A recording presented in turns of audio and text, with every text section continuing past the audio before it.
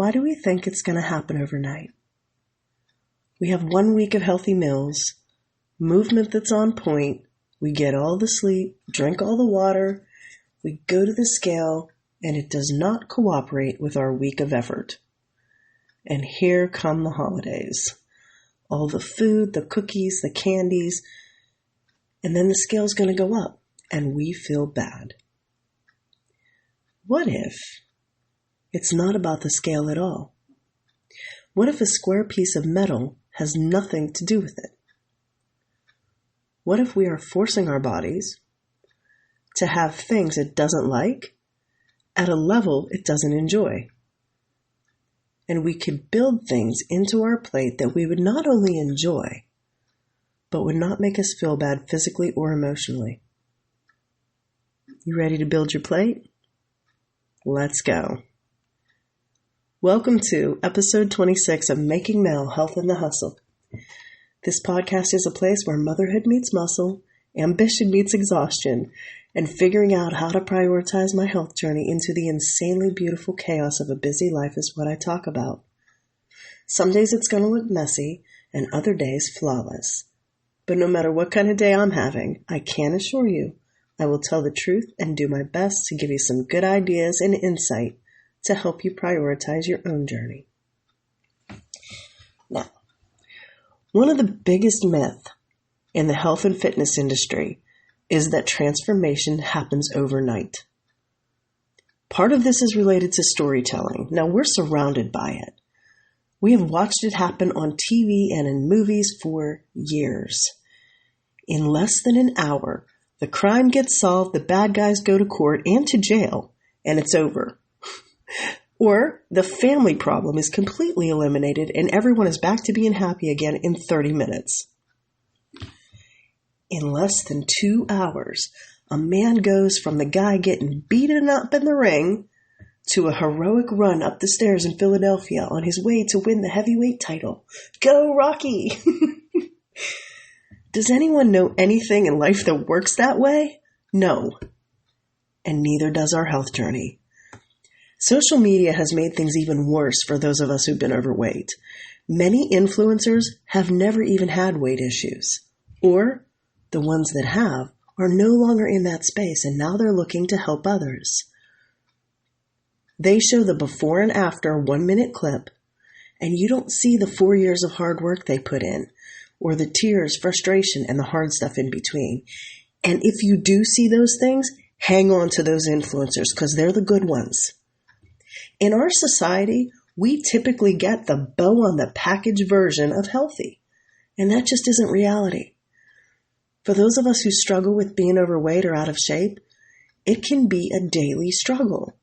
In reality, every meaningful change, whether in food, movement, or mindset, it's built brick by brick. The small stuff does matter. It's through the small, sustainable actions that successes add up over time. And that process can be extremely slow, extremely hard, and it has to be maintained once you reach your goal, whatever your goal may be. Which is why there is more success in health, in life, when you have others along. We are not meant to do our lives solo.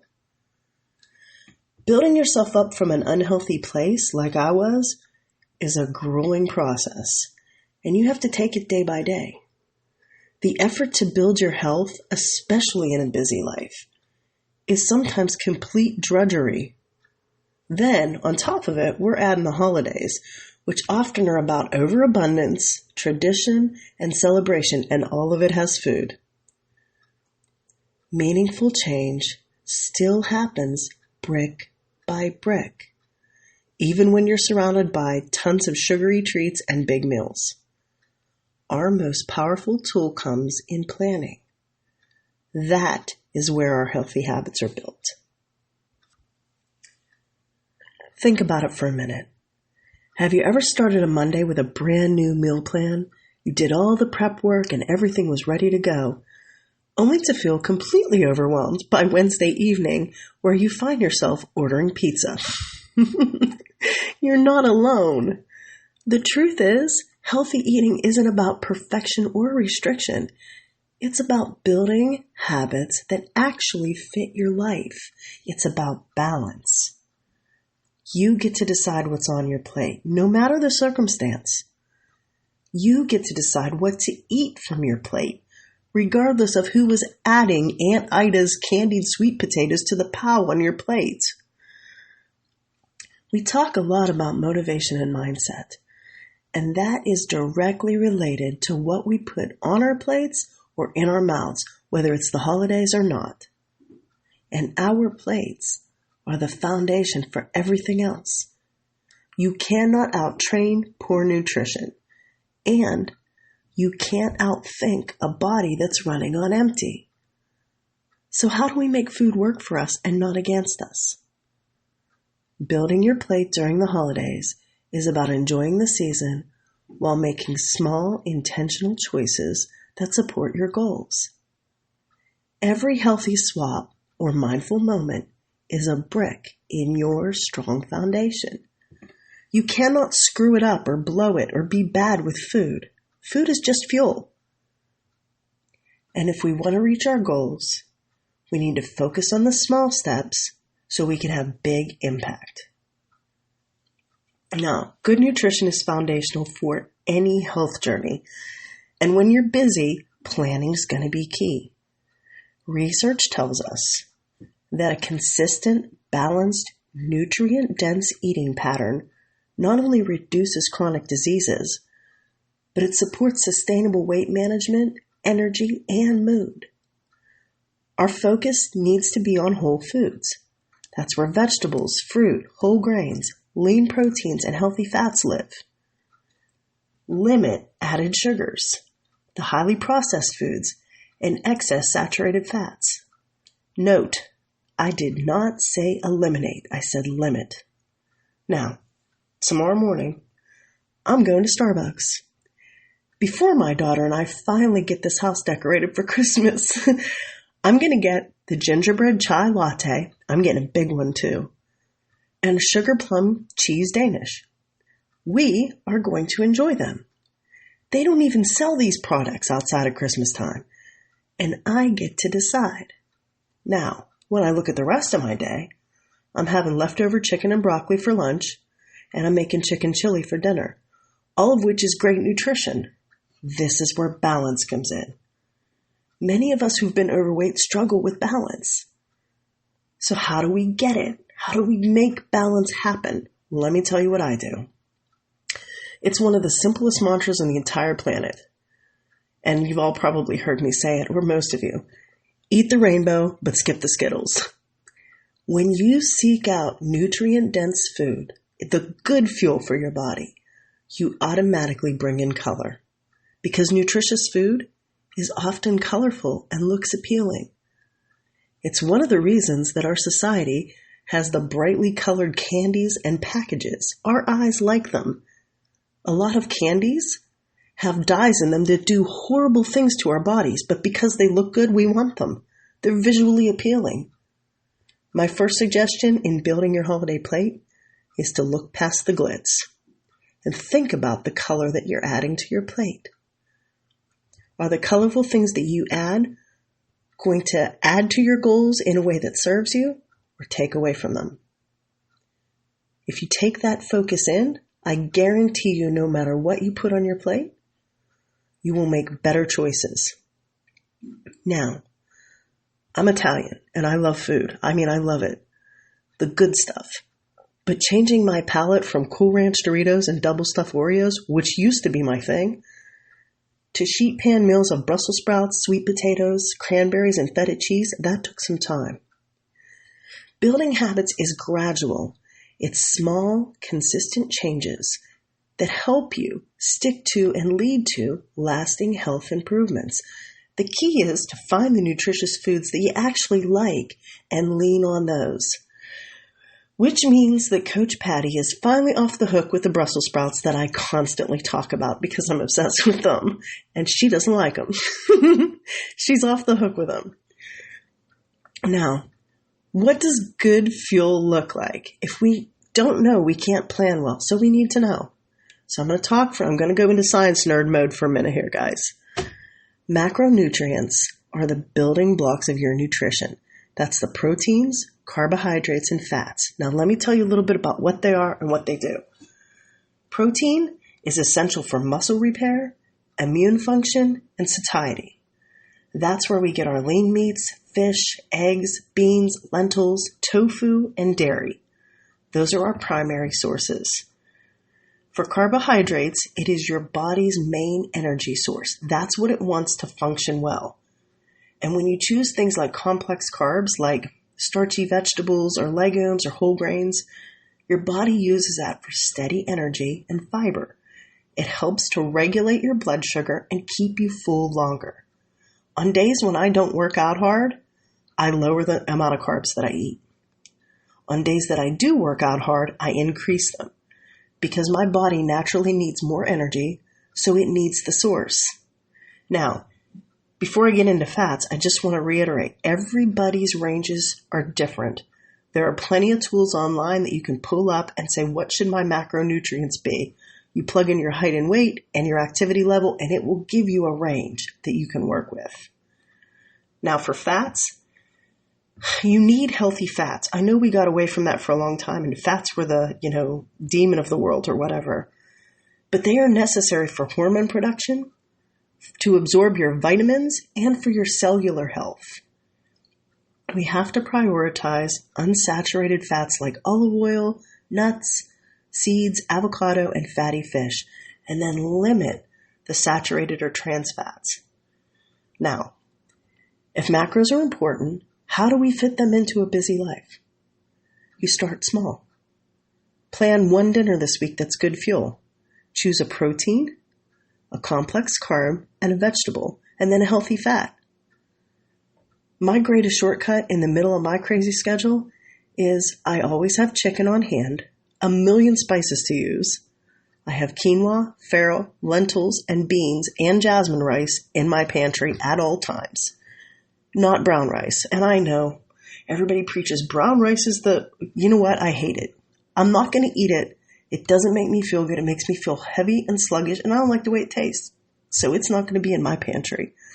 Personally, I prefer risotto, but I need the time to make it correctly. And when school's in session, that's off the menu because it takes too much effort and time to cook it. I like heavily seasoned chicken or salmon and occasionally pork loin that I can toss in the toaster oven or the air fryer while I throw a couple of bags of vegetables in the microwave, and my dinner is done in less than 10 to 15 minutes every single time. That started with one dinner. Slow, steady steps. That's what works. Now, for the holidays, what I would say when you get to somebody's house, you're planning to build your plate, focus on protein, then fruits and vegetables, then take a taste of the sides. And if you plan to have the desserts, eat them. All of them. Be strategic. And make maybe one of the holidays what Coach Val calls an X day. She has certain days that she puts X's on the calendar, and that is considered a day that she can indulge. Now notice, I said day, not week. There's another saying that Coach Val has, and it reminds us that it's a holiday, not a hol-a-week or a hol-a-month. Those ideas will keep you hollering, and we're not going to go there. Some other things that you can do at a holiday meal is swap out a sugary drink for water. If you were planning to have 2 Coca-Colas, swap one out for a bottle of water. Add an extra serving of vegetables to your meal. Now, you could batch cook proteins ahead of time and have them at home. That is something that really helps some folks. I know Coach Val, she keeps a salad bar in her fridge. She has pre-cooked chicken and sweet potatoes and maybe the meatloaf poppers, along with like regular cut up salad items in all the containers in her fridge. Now for me, I like to cook daily, and I don't have a lot of things ready ahead of time other than maybe the proteins that might be marinating in my refrigerator. But the truth is, I like to chop things up daily. Cooking feeds my soul. So I don't do a salad bar in my fridge, though all the items are there and present. You have to find out what works for you. Remember, your journey has to be sustainable for you. It's those small steps, the gradual changes, like maybe adding a few hundred steps a day or making one healthy food swap. Those are the things that lead to long-term health outcomes, rather than those crazy dramatic overhauls. Your brain and your body need time to adapt, so be kind to them.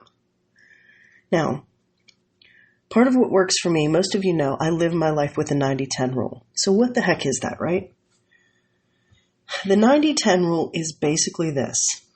I eat what's called clean 90% of the time. I focus on the best fuel for my body. That's the whole grains, that's the fruits, the vegetables, the lean proteins, and the healthy fats. 90% of the time you come into my house, I have all of those things here and I use them actively. That allows me to have complete and utter flexibility 10% of the time. I can enjoy treats. I can have less nutritious foods that really I like or taste good without any guilt, without any shame. It prevents me from feeling deprived, and it supports long-term changes that sustain my health.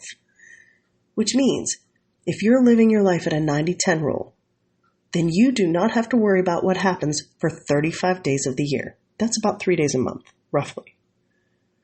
Now, 317 days of the year, you have to focus and pay attention to what you're putting in your body. But 35 days, you don't even have to care. So I don't. Now, that doesn't mean that I go find days to indulge. Some days I do, but a lot of times I don't, because my 317 days have become normal to me. Psychology tells us that strict diets often fail because they're not sustainable. The 90-10 rule allows for balance. It makes healthy eating a lifestyle and not some kind of punishment. Your overall is what counts, not the exception. Now, I'm going to caution you. That doesn't mean we go buck wild on the holidays. And I'm going to steal Coach Val's words again. Eat with dignity. Keep that at the forefront, and then go enjoy your meals and enjoy your holidays. We need to have some flexible nutrition. It's okay to enjoy the holiday treats. If you only get the peanut butter fudge one time a year, then have it. Focus on the whole nutritional, nourishing foods the rest of the time. You do not have to be perfect to be healthy during the holidays. Savor your favorite traditions, but let most of your choices support your goals. You don't lose your goals just because you're having Christmas dinner. And a week-long binge is not enjoying. That's punishment. The reality is that healthy eating is the most important brick in your health. And it's not about the total diet overhaul on Monday morning. It's about making one choice each day that's better for your health. 80% of your weight loss and maintenance happens in the kitchen, while only 20% in the gym, because that's where strength and ability is built. So let's go out there and build some bricks this week that will make our foundations unbreakable during the holiday season.